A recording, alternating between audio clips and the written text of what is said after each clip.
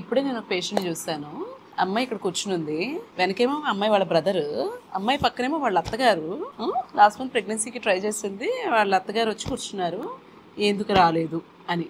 Husband ఎక్కడ అంటే బయట ఎక్కడో ఉన్నాడు అనమాట హస్బెండ్. సో ఈ అమ్మాయి పెళ్లి చేసుకుంది అబ్బాయిని, అబ్బాయి వాళ్ళ అమ్మగారిని కాదు, ఫస్ట్ పాయింట్. అండ్ పెళ్ళి అంటేనే ఏంటంటే దాని అర్థం వైఫ్ అండ్ హస్బెండ్ ఒక యూనిట్. మీ ఇద్దరు తర్వాత ఎవరైనా రావాలి, అది అబ్బాయి తరఫు వాళ్ళు అవ్వచ్చు, అమ్మాయి తరఫు వాళ్ళు అవ్వచ్చు. పెళ్ళైన 1 month తర్వాత నుంచే పీరియడ్ వచ్చేసిందని చెప్పి ఆ అబ్బాయి వాళ్ళేమో అమ్మాయి వాళ్ళ పేరెంట్స్ని పిలిపించేసి అత్తగారు తరపు ఫ్యామిలీ, మావయ్య గారు తరపు ఫ్యామిలీ అందరూ కూర్చుని పంచాయతీ పెట్టారంట. See how far is this right? మీరు పెళ్లి చేసుకునేటప్పుడు మీకు ఒక లైఫ్ పార్ట్నర్ ఉంటారు, ఒక కంపానియన్ ఉంటారని ఇంటెన్షన్తో చేసుకోవాలి తప్పితే ఏదో పిల్లలకనే మెషిన్ని తెచ్చుకుంటున్నాం ఇంటికి అని అనుకోకూడదు ఎప్పుడు. That is not what marriage is about. Wife and husband మధ్యలో ఆ కనీసం అఫెక్షన్ లేకుండా, ఒకళ్ళతో ఒకళ్ళు తోడుగా నుంచోవాలి అన్న ఇంటెన్షన్ లేకుండా ఎలా బ్రతికేస్తున్నారో నాకు అర్థం కాదు అసలు.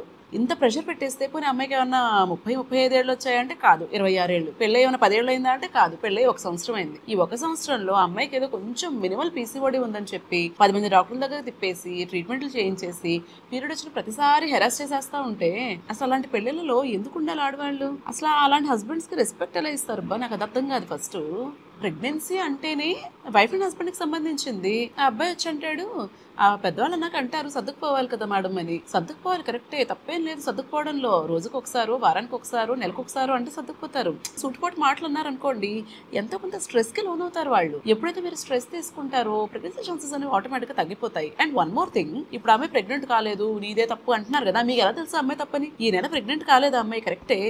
అబ్బాయి తప్ప అమ్మాయి తప్ప మీరు ఎవరైనా చెప్పగలరా? చెప్పలేరు కదా. అమ్మాయి ప్రెగ్నెన్సీని క్యారీ చేస్తుంది కదా అని చెప్పి 100% ప్రెగ్నెన్సీ రాకపోవడానికి మిస్టేక్ అమ్మాయిది కాదు. 50% రెస్పాన్సిబిలిటీ అబ్బాయిది కూడాను, ప్రెగ్నెన్సీ రావడానికైనా రాకపోవడానికైనా. సో మీ అబ్బాయి నాన్న కూర్చోబెట్టి పంచాయతీ పెట్టారా, ఎందుకు రాలేదు నీకు ప్రెగ్నెన్సీ నెల అని అడిగారా? లేదు కదా. పాపం అమ్మాయికి పీరియడ్స్ వస్తున్నాయి, అమ్మాయికి ప్రెగ్నెన్సీ వస్తుంది, ఒక యూట్రస్ ఉంది కదా అని చెప్పి అమ్మాయిని ఎంతకాలం హెరాస్ చేస్తారు ఇట్లాగా? Please stop treating women as baby making machines. They are more than that. దయచేసి అర్థం చేసుకోండి. కెపాసిటీ ఉంటే, అర్థం చేసుకునే కెపాసిటీ ఉంటే మీకు, అమ్మాయిలు ఫస్ట్ మనల్ని మనం తగ్గించేసుకోవడం ఆపాలి. అప్పుడు మనకు మనం రెస్పెక్ట్ ఇచ్చుకుంటే పక్కవాడు ఎవడో కూడా ఇస్తాడు రెస్పెక్ట్. వాళ్ళు అన్నదానికంతా మనం బలబలా నేర్చుకుంటూ కూర్చుంటే ఏమవుతుందబ్బా?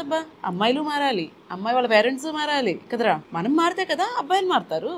ఇదే ఎన్ని జనరేషన్స్ కంటిన్యూ అవుతుంది ఈ జెండర్ డిస్క్రిమినేషన్, ఈ హెరాస్మెంట్ అన్నది. ఇప్పుడు స్టాప్ సమ్వేర్. నేను మామూలుగా ఎడ్యుకేషనల్ వే చేస్తాను, బట్ చాలా హర్ట్ అయ్యాను నేను, అందుకని చేస్తున్నాను. ఇప్పుడు 9:30 అవుతుంది, అయినా వీళ్ళని కూర్చోబెట్టి చేస్తున్నాను ఇది. I hope it helps someone out there.